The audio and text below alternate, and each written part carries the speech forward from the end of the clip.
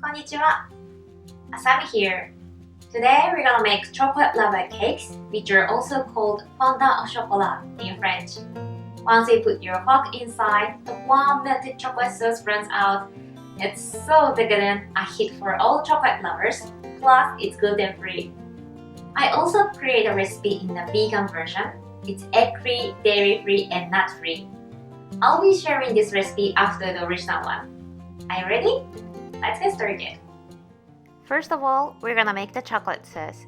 Here, I have got 1/3 cup of dark chocolate chips. Heat 4 tablespoons of whipping cream until it is simmering and pour it over the chocolate.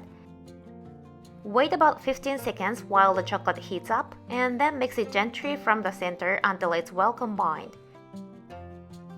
Pour into any container lined with a plastic foil and let cool in the fridge. Once it gets solid, cut it into 6 pieces. Now we're gonna make the batter. Put 1 cup of dark chocolate and 2 tablespoons of butter into a bowl. Place onto the double boiler. Once completely melted, remove from the pot. Add 3 egg yolks and mix until combined. Add 1.5 tablespoons of gluten-free flour. I'm using white rice flour here and mix in. You don't need to mix well. Once you can't see any flour, stop mixing. In a separate bowl, add 3.5 tablespoons of sugar into 3 egg whites and start whipping. Beat until whites make meringue with soft peaks. Add half of the meringue to the chocolate mixture and stir them well. Then add the rest of the meringue and mix by folding them gently from bottom to top. I'm using this muffin tray with baking paper cups this time because it's easy to prepare and remove the cake from the mold. You can also use ramekins as a classic way. I'll show you one. Brush with the butter inside the ramekin. I'm just spreading with a finger this time, then sprinkle the flour. Turn it upside down and remove the excess flour. Put it into the fridge before using. I recommend preparing the ramekins before making the cake batter. Fill half of each cup with butter. I'm using a piping bag and weighing the butter to make sure every cup is even, but for home baking, if you don't care, you can just put the butter in with a spoon. And you don't need to weigh, just try to divide evenly. Press and shape the hardened chocolate sauce into a small little flat ball, then push gently into the butter. If you prefer an easier way, just make the chocolate sauce, let it cool in the bowl, scoop it with a spoon, and place into the butter. Make sure to put an even amount of chocolate sauce in each cup, otherwise one cake will have too much sauce and another cake will have too little. Then cover completely with chocolate butter. Bake at 180 Celsius or 316 Fahrenheit for 10 minutes. I bake the ramekin for 12 minutes because they tend to take longer. The cake is delectable as is, but I'd like to share my favorite way of serving them with raspberry sauce.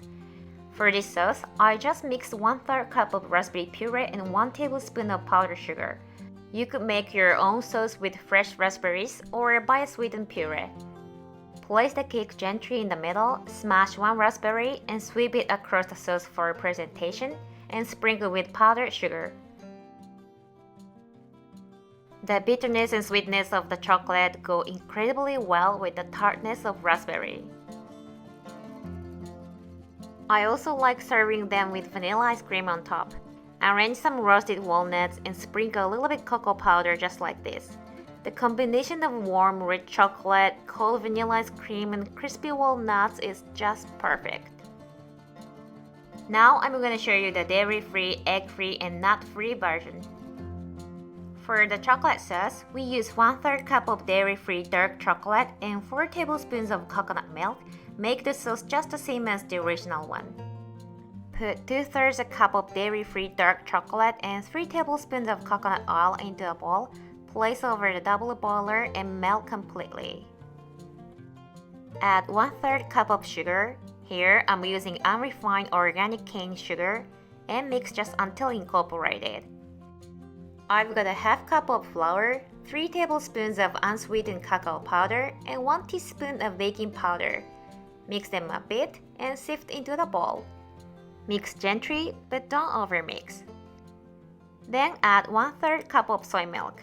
If you just take soy milk from the fridge and mix it in cold, the cake batter will be hard because of the chocolate, so warm it up just a bit.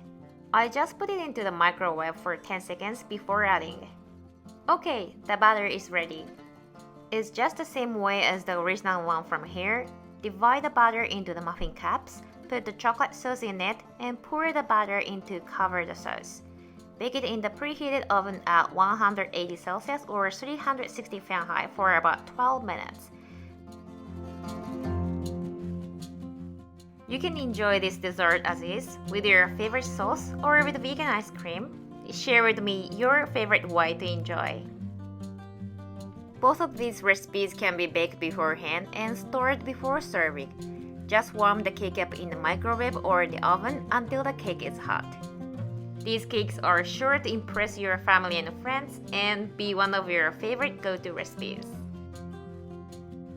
You can find the detailed recipe on my website. There I provide ingredients in the gram and milliliter system as well. The link's in the description below. And please share pictures of your cakes with hashtag Indiasa. I'd love to see your creation. And if you enjoyed today's video, it means a lot to me if you take a second to give it a thumbs up. Thanks so much for watching and see you in the next video. さよなら. Bye!